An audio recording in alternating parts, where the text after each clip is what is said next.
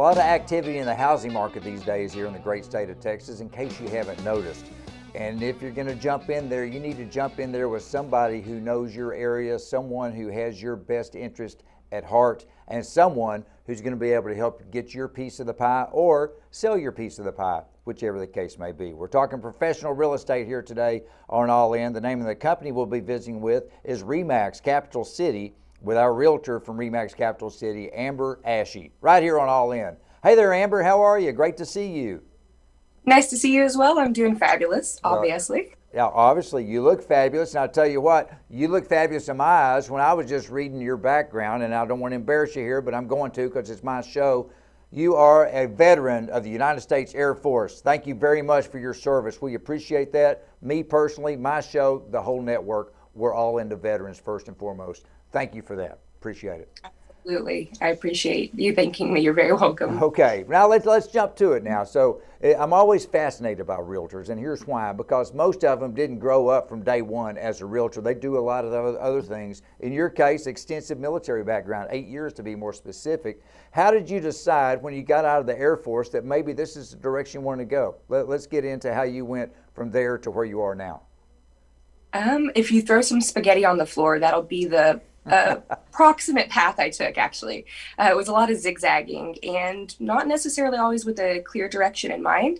I took a year off to travel, camped in Africa for a couple months, backpacked in Australia, New Zealand, went into Asia, and then flew back to Europe to hang out with some friends and took a job in Germany. Ended up bartending for the Army while I went to school there in marketing. Then I moved back to the States and ended up selling cars. So you can only do that for so long. It's a lot of hours and a lot of work. It taught me a lot of skills, and then I decided to parlay that into real estate.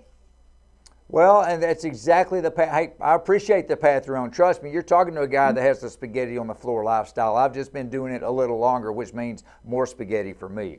But that spaghetti, our spaghetti piles led us together here today. But more importantly, everything you've done in your life to get to this point, I'd have to think all the experience that you've gained. You mentioned from being sales, from selling cars, but frankly, customer service skills and people skills from bartending are huge in what you do. How do you feel that everything you've learned from the Air Force and everything in between has helped to get you where you are to be the realtor you can be for everyone?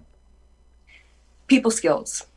There's not too many types of people I haven't met. I've been in almost 50 countries on 5 continents. I lived abroad for 11 years. You can imagine how many moves I've actually accomplished myself, some with big moving trucks, some with the back of a van, and some with a rucksack. So I think the fact that I understand people, I understand the stress of moving. I've been back in the States for 5 years now, and we were watching the housing market before we moved, and we picked Austin out well before we actually landed here. And then within a year, we had bought a house, and we've been kind of on our way ever since. So I think the fact that I understand people, I understand the transition, now I understand the laws and what should really happen during a real estate transaction, which mine was great, my first time home buying. I can't complain, but I've had a lot of clients who haven't necessarily had the same fortune. And so my goal is to help anybody that's felt marginalized or anybody that hasn't had the easiest path to get to where they are, and maybe followed spaghetti as well. Well, I would have to say all of that is very important, but don't leave out one minor detail. The fact that you too are a homeowner in the Austin area, you understand the market. You've been there a while. You understand. How is the market these days? The one term that I've learned since I've done this show is inventory. How's the inventory today in the Austin area? I think they're going to have to remove it from the dictionary, at least the real estate one, because it's almost non-existent. I was checking this morning, and they put out the numbers every month, and in the Austin metro area, because they're kind of calling it a metro area because it has just expanded, we're down to 0.6 of 1 month of supply. That seems like, oh, okay, sure. But when you recognize that a healthy supply is up over 6 months, maybe 6.5, that doesn't really sound so great anymore. So obviously it's a great time to sell. New developments are going in everywhere, but they can only keep up with the demand, I would say, to a fraction of a few percent, more or less.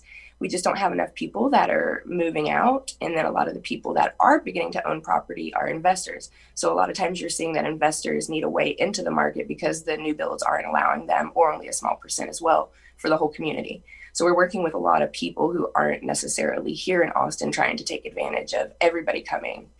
We're always reading, Samsung bought more land, Elon Musk with Tesla and Boring, and you name it, they've thought about coming here, or they have an office that they're looking at expanding here. So it's only going to get a little bit tighter. That's why it's important to have somebody that understands it. It's absolutely important. And in addition to the 0.6 of a month inventory that we have these days, we also still have historically low interest rates, which really makes it even more complex. But it's the true seller's market, if there ever was one. All the transactions are different. There's always different pieces of the pie coming in. How are you able to be flexible and to work with, I guess because you've been doing it and because you know so many people, is it fair enough to say that there's no typical cookie cutter transaction? Everything's different. Give me some ideas of what makes each one different. The human. It's absolutely the human behind it. The paperwork doesn't change. That's what we have tracked, TXR. We have committees to determine what's a fair legally binding contract. But every human has a different motivator. Some it's time, some it's money, some it's staying a little bit longer with their family before they're actually packed up and ready to go. So understanding what your buyer or your seller needs and wants and relating that to the market and getting them exactly what they want is important. It's not always the highest bid that wins. My last seller, she had a very short timeline. She obviously wanted an offer above market and she wanted to move quickly. So we ended up, before we even actually showed the house, we had nobody in the house, put out some really good information, did some marketing online. Social media is kind of amazing for that. And we had a few offers and we took an offer and then we allowed them into the house and we're closing in a couple of days. And so she said 2 weeks. And so here we are, we're going to have a 2-week close. So that could be the thing. Or I have some clients that I'm looking for that aren't ready to make the move just yet. And they're prepping for March, April. Well, what is on the market today doesn't matter. I still show them what's on the market because it gives them an idea of what they can buy today, but then you add a couple percent because you're looking at the increases of housing in the area. We used to say 6% would be safe, as you can guess, but like around this year, I want to say it was over 12, just under 13, the house increase, the percent in the Austin area. It's huge. So you're looking at a couple of percents every few months. So if you start watching it today, you are informed for today, not necessarily tomorrow, next week, or the week after. Well, just another plus for having a professional like yourself on hand to help, because you realize that. I mean, let's face it, most homeowners, they're going to do this, 4 or 5 times in their life. That's Maybe. it. How many times are you going to do it? Plenty. I'm not going to make you come up with a number, but I know this much. You help people both on the selling side and on the purchasing side, but it seems like you have a little bit of a preference as a listing agent because you like to help them out with staging. Talk to me about that, the importance of getting a place staged to make it look good. So we all love our homes, and we should. But, if I put a pile of mail on the end table and I forget about it for a week, nobody cares. It's my home. If a seller is putting their house on the market and they left their mail out, or maybe they forgot to clean the baseboards, or they didn't have the windows professionally done, which is something I do for each of my clients, I have that done, then it just kind of doesn't present its best foot. You only have a few seconds to make a really good impression on somebody, whether that's you or your home.